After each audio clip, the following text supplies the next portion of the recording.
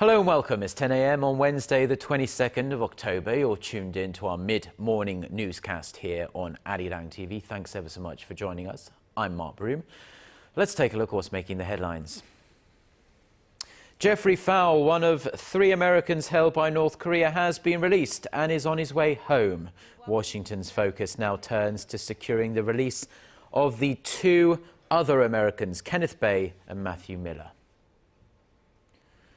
Korea's Foreign Minister Yun Byung-se tells a visiting Japanese official that Tokyo must sincerely resolve the issue of its historical wrongdoings if it wants to improve bilateral ties with Seoul. Plus, the World Health Organization says an Ebola serum extracted from the blood of survivors could be available in a matter of weeks in Liberia.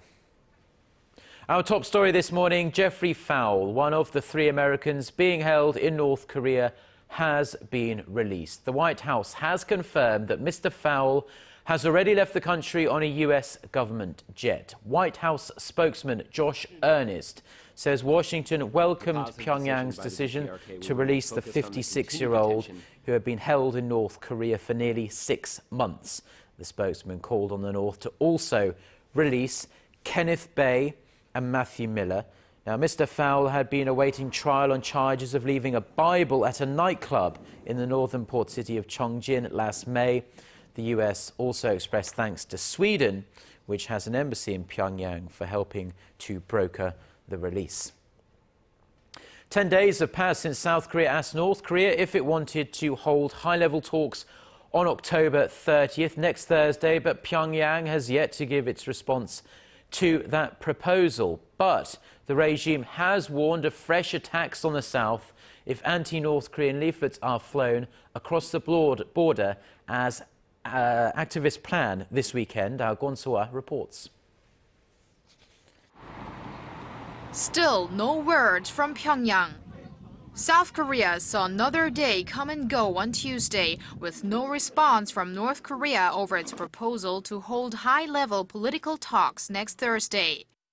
The North state-run Korean Central News Agency said Tuesday that inter-Korean relations are at a critical crossroads, adding that if South Korea wants to hold the talks, it should first create an atmosphere for improving relations.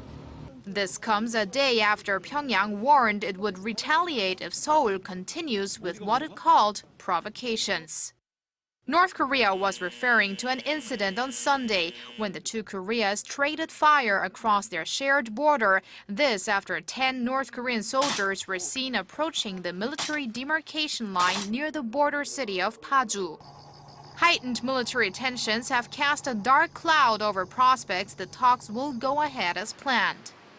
Experts believe North Korea's hostile behavior that follows a recent visit by a high-level North Korean delegation is a calculated move, and that the regime wants to put itself in a better position for talks. There is a high chance that North Korea will respond to South Korea's proposal for a second round of high-level talks after watching how the Park administration deals with the South Korean activists that plan to send anti-propaganda leaflets later this week. Sunday's shootout came a little over a week after North Korea fired at balloons carrying the leaflets. If talks resume, Pyongyang is expected to ask the South to lift sanctions, provide economic support, and take steps to stop South Korean activists from flying anti-Pyongyang leaflets across the border. Gonsoa, ARIRANG News. Now, South Korea has emphasized that North Korea's words should match its actions to improve inter-Korean relations. Seoul's unification minister Ryu Kil-jae said on Tuesday that the North's surprise high-level visit to the South early this month showed the regime is willing to mend bilateral ties, but he pointed out that recent altercations at the inter-Korean land and maritime borders showed otherwise. The official added that planned high-level talks between the Koreas should cover sanctions imposed on the North and possibly removing them, and the resumption of tours to North Korea's Mount Kumgang resort. Korean President Park Geun-hye will hold summit talks with her Chinese counterpart Xi Jinping at next month's APEC summit in Beijing. That has been confirmed by the Chinese government. Watchers say the move signals the closening ties between Seoul and Beijing. Our Ji Myung-gil reports.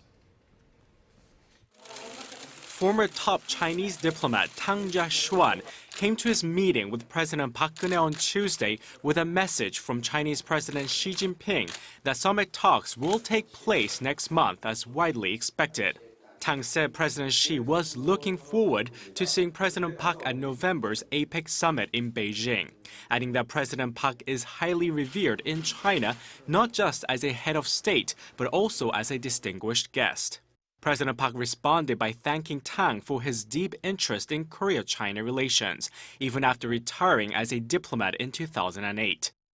퇴임하신 후에도 이렇게 한중 관계 발전을 위해서 이렇게 참 활발하게 활동하고 계신 게 참 저한테는 인상적입니다. It is not the first time that President Park met with Tang. She had talked with the former Chinese official on several occasions before becoming president to discuss issues mainly related to Pyongyang's nuclear program. President Park Geun-hye and I have met 7 times, both in Seoul and Beijing, including today's meeting. As for the upcoming Korea-China summit, it would come just 4 months after Chinese President Xi visited President Park in Seoul. That visit was seen as a snub to Pyongyang, since the Chinese leader decided to visit Seoul before North Korea. Ji Myung-gil, ARIRANG News. The Korean government has once again reminded Japan that the ball is in their court when it comes to improving the two countries' relations. Seoul says Tokyo needs to sincerely atone for its past sexual enslavement of Korean women before they can start focusing on the future rather than the past. Our Kim Hyun-bin reports. South Korea's foreign minister has emphasized to Japan that a satisfactory resolution to the issue of wartime sexual slavery is the key to improving the two countries' strained bilateral ties. Meeting with Japan's top security advisor Shotaro Yachi in Seoul on Tuesday, Yun Byung-se said Korea-Japan relations have been clouded by historical issues. The Japanese official's visit is part of Tokyo's bid to enhance bilateral ties and set up a face-to-face meeting between President Park Geun-hye and Prime Minister Shinzo Abe. Yun said Japan knows what conditions have to be met before Seoul agrees to hold such talks. The Korean government has said President Park could be willing to meet with Abe if Japan takes sincere measures to address the issues of its sexual enslavement of tens of thousands of Korean women in the early 20th century. Before meeting with Yun, Yachi met with South Korea's National Security Advisor Kim Kwan-jin at the presidential office of Cheongwade. Kim also called on Japan to resolve Korea's grievances over Tokyo's colonial-era atrocities. The two discussed a range of issues, including bilateral relations and their North Korea policies. The South Korean official called for sincere efforts to build future-oriented ties, as next year the two countries will mark the 50th anniversary of the normalization of diplomatic relations. Kim Hyun-bin, ARIRANG News.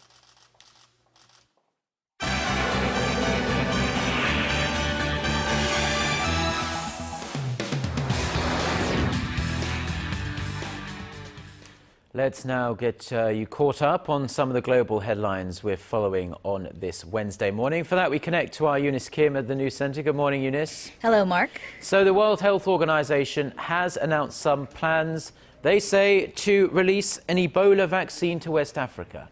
Right, a vaccine by the start of next year and a serum in the coming weeks is the goal. That's according to WHO's Assistant Director General for Health System and Innovation, Dr. Marie Polakini. Now, she said the serum would contain antibodies from the blood of Ebola survivors to help patients ward off the virus until their bodies are strong enough to produce their own. She said the treatment was not without its risks and would come with strict guidelines when they are sent to Liberia in, quote, the coming weeks. Now, a similar treatment was given to infected NBC cameraman Ashoka Mukpo, who hours ago was declared Ebola-free at at Nebraska Medical Center. Dr. Keeney also said work on a vaccine was quickly advancing. She said 2 experimental drugs are set to be tested on humans in the coming weeks, vaccines that are planned to reach West Africa by January of next year. This as the United States said it will require all air travelers coming from Liberia, Sierra Leone, and Guinea to be examined at one of 5 major airports already conducting enhanced screening, stopping short of a travel ban that some local lawmakers have been pushing for. Pro-democracy protest leaders and government officials in Hong Kong have wrapped their first formal meeting without a breakthrough. The dialogue was described by student leaders as vague, while state leaders called it constructive and said they hope to continue the talks to resolve the weeks-long deadlock. And just hours before those talks, Hong Kong's chief executive C.Y. Leung offered his first apparent concession. While the demand for universal suffrage would be off the table, he said there was room for discussion on opening up the formation of the key 1,200-member nominating committee so that it's more representative of the people. Thousands of people were back on the highways last night to watch the broadcasted talks on giant screens in Admiralty. Acclaimed double amputee sprinter Oscar Pistorius has started his 5-year prison sentence handed to him on Tuesday for shooting dead his girlfriend Reva Steenkamp on Valentine's Day last year. He was transported to Pretoria Central Prison in an armored police vehicle shortly after sentencing was announced, wrapping up an oftentimes emotional 8-month trial. South African Judge Thokozile Masipa rejected the defense's request for community service and house arrest, saying it would be too lenient a punishment for his crime of culpable homicide, equivalent to manslaughter. She also issued a 3-year suspended sentence on a separate firearms charge. Law experts say the 27-year-old track star could be eligible for parole after serving some 10 months behind bars. And finally, some sobering statistics to tell you about. The UN's children's agency UNICEF says a child is killed by violence every 5 minutes somewhere around the world. The report came as UNICEF UK launched its Children in Danger campaign.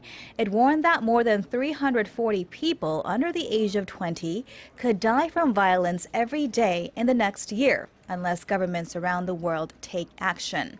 It said only 41 countries had an explicit ban on violence against children.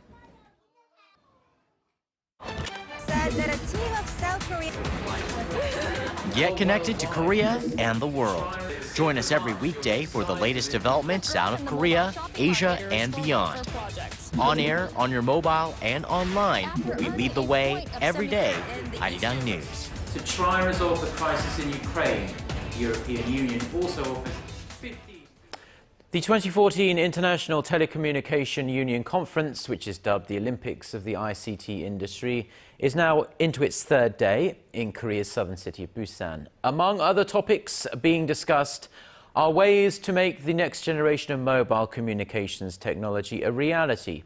And that means downloads will be ultra-fast and devices are going to be more connected than they've ever been before. Now, Song Ji-sun reports from Busan. In a little over 5 years' time, when 5G technologies are fully commercialized, people will be able to download a high-definition movie in less than 1 second. The 5th generation of mobile communications technology is several hundred times faster than its predecessor LTE, as the giga-level data rate is now a reality. In the early years of 2020, will feature approximately 6 gigabits per second peak data rate and may eventually reach up to tens of gigabits per second. However, what is more important than the peak data rate, we think, is the minimum data rate experienced by the users. That threshold will be maintaining a minimum data rate of 1 gigabit per second. But Samsung recently succeeded in establishing a 1.2 gigabit per second data rate on a vehicle that was traveling at 100 kilometers an hour. So we're inching closer to realizing the next generation of mobile technology, something that will connect all individuals and things, also known as Internet of Things. When 5G technologies launch in 2020, everyone will be connected. Every object will be connected to each other, and objects and individuals will be connected. It will be an ultra-connected world, which will mark the beginning of an entirely different paradigm for ICTs. The Korean government aims to test its 5G technologies at the 2018 Pyeongchang Winter Olympic Games. Seoul says the sporting event will be a global testbed for the technology we can expect to see in the post-2020 era. 송지선, 아리랑 뉴스, 부산. Now, if you've ever visited Seoul or any big city here in Korea, you'll know it's almost impossible to walk more than a few hundred meters down the street before coming across a franchise coffee shop. So it really shouldn't come as that big of a surprise to learn that the nation's coffee imports are forecast to hit a record high this year. Data released by the Korea Customs Service shows Korea's inbound shipments of coffee during the first 9 months of the year amounted to 99,000 tons. That's up 19% from a year earlier. That figure already surpassed the previous record for annual coffee imports set in 2011. Now, most of the coffee that comes into the country comes from Vietnam. This is followed by Brazil, Colombia and Honduras. Analysts say the growth is being driven by stronger consumer demand and a sharp increase in the number of coffee shops nationwide. Now, more worrying news for the world's second largest economy, because China's economic growth in the third quarter slowed to its weakest in more than 5 years. And the trouble is, forecasts for upcoming quarters are even slower. Our Connie Kim reports. China's third quarter GDP growth rate came to 7.3%. And while that's slightly above expectations, it represents the nation's lowest level of growth since the global financial crisis in 2008. In general, the economy has remained stable and actually improved over the first 3 quarters. But the environment domestically and internationally remains complex, and the economy is facing challenges. The slow growth was mainly attributed to its weak property sector. I think property sector is something, worry us quite a lot. It was a main driver for this current slowdown. If you look at unsold housing in first, second and third tier cities, they remain quite high. Average sales volume fell by 20 or 30%. Property sales revenue dropped nearly 9% in the first 9 months of 2014 on year. Real estate investment climbed 12.5% during the same period, down from 13.2% recorded from January to August. Although exports, the main driver of industrial production, surged more than 15% in September on year, experts say the weak quarterly figures may indicate a weaker performance in the domestic economy. This in turn could dampen demand for Chinese equities, commodities and currency. To counter, analysts say the Chinese government may be forced to cut its interest rate, especially if the quarterly growth rate slips below 7%. Connie Kim, Arirang News. The bodies of 2 Korean tourists who went missing in Thailand on Sunday after the tourist boat they were travelling in crashed into a fishing vessel have been recovered from the sea in waters off Phuket. Officials say autopsies are taking place on the bodies of the 28-year-old woman and 31-year-old man to figure out the exact cause of their deaths. Nothing official yet, but reports say they suffered head injuries of some sort. The tourist speedboat was carrying 37 people, including 3 crew members, when it hit the fishing vessel. All the other people on the boat were rescued safely at the time of the accident. Now, in health news, there could be hope on the horizon for the visually impaired. Recently published research shows the use of embryonic stem cells could help treat people suffering from acquired retina disease. Our Paulie has this report. These are human embryonic stem cells retrieved from fertilized eggs. A Korea-U.S. joint research team split these stem cells into retinal pigmented epithelial cells, which are cells that are responsible for absorbing scattered light, and transplanted them into 18 patients with damaged retinas.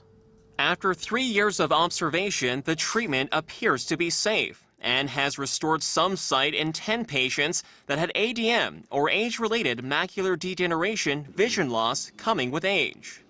The research shows dominant visual cells have become active due to the newly transplanted stem cells. Both Stargardt's disease, which is an orphan indication, and dry AMD result from the loss of the RPE cells in the eye. These RPE cells are the nerve cells that maintain the health of the photoreceptors, which are the cones and the rods that we see with. Professor Lanza says that while embryonic stem cells have the potential to become any other cell in the body, the transplantation process is very complicated. But in this study, there were neither immune rejection responses from the patients nor were there any side effects. The treatment has been jointly developed by the U.S.-based Advanced Cell Technology and Korea's Cha General Hospital's affiliate, Cha Biotech. The team is planning to increase the number of test patients to 100 by the end of this year. Paul Yi, ARIRANG News.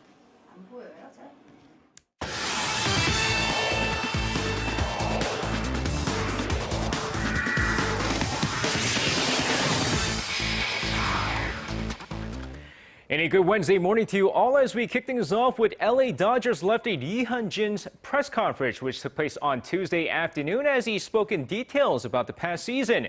The 27-year-old southpaw pitcher, speaking in front of a huge crowd of press members, stated that his injuries this past season really held him back from having a great season. Now, despite a great sophomore season, Lee Hyun-jin hopes to increase his innings pitched and lower his ERA as well. And when asked about Nexen Heroes Kang Jung-ho's chance of signing with a major league team next season, he stated that Kang has the defensive and offensive skills to play well in the major leagues. Meanwhile, over in the KBO, Game 2 of the best-of-5 first-round series between the LG Twins and the NC Dinos was canceled for the second straight night due to rain, as they'll try once again later tonight at 6:30 p.m. And now with that, moving over to the 2014 Incheon Asian Paralympic Games, where South Korea continues to make headlines in the bowling competitions as the nation won 11 gold medals in 12 competitions. But one athlete made history with his gold medal in bowling. Now, Kim Jae-chul, whose amblyopia qualifies him for the TPB2 category, won gold in the three-person team event as he became the oldest gold medalist in the history of the Asian Paralympic Games at the age of 69. The record holder stated that after his win that as long as he has the energy, he hopes to continue to compete until the age of 80. And now moving over to Tuesday night's KBL action as Anyang KGC took on the Seoul SK Knights as the two teams hope to bounce back from a rather slow start to their season. And now going into the game here, the SK Knights off to a great start, take a comfortable 37-27 lead going into halftime. But KGC starts rallying back in the second half of the game, outscoring SK in the final two quarters. But with SK's Aaron Haynes posting up yet another double-double with 12 points and 12 rebounds, SK's defense holds on to win this one 64-61. And now finishing things off with a couple of Tuesday night volleyball action in the V-League, starting off in the Women's League as Korea Expressway took on Daejeon KGC. Now, just an epic match between the two teams as both sides split 2 sets each after the first 4 as the match goes into a decisive 5th set. But Korea Expressway's Nicole Fawcett having an absolutely amazing match, putting up 42 points and 21 digs as Korea Expressway takes the 5th set 15-10 and a 3-2 victory. Now, meanwhile, over on the men's league, OK Savings Bank taking on the defending champions Samsung Blue Fangs. Robert Landy Simone going absolutely insane in this match, outdoing fellow Cuban Leo Martinez as OK Savings Bank pulls away with a 3-1 victory. And that's going to wrap it up for me. This has been SJ. Have a great rest of the day and see you guys again for your sports needs.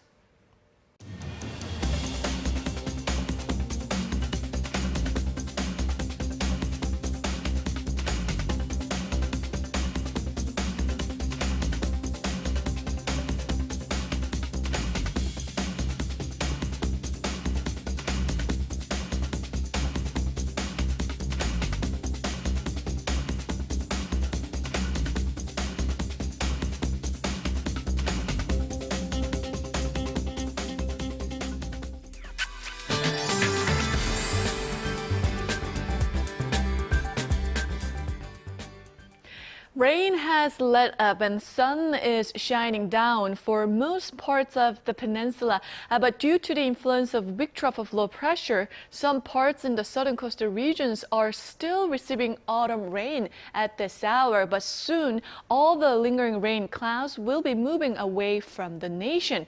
And even if it's bright out here in the capital, it's quite chilly. And the highs will be similar to a tad lower than yesterday, hardly climbing into a 20. So let's take a closer look at today's temperatures. Now the daytime high in the capital and Busan will be reaching to 18, while Daegu and Gwangju will peak at 16 and 20 later this afternoon. Now for other regions, highs in Jeju Island will only make it to 18, while Daejeon and Dokdo should see highs of 17 and 14 respectively.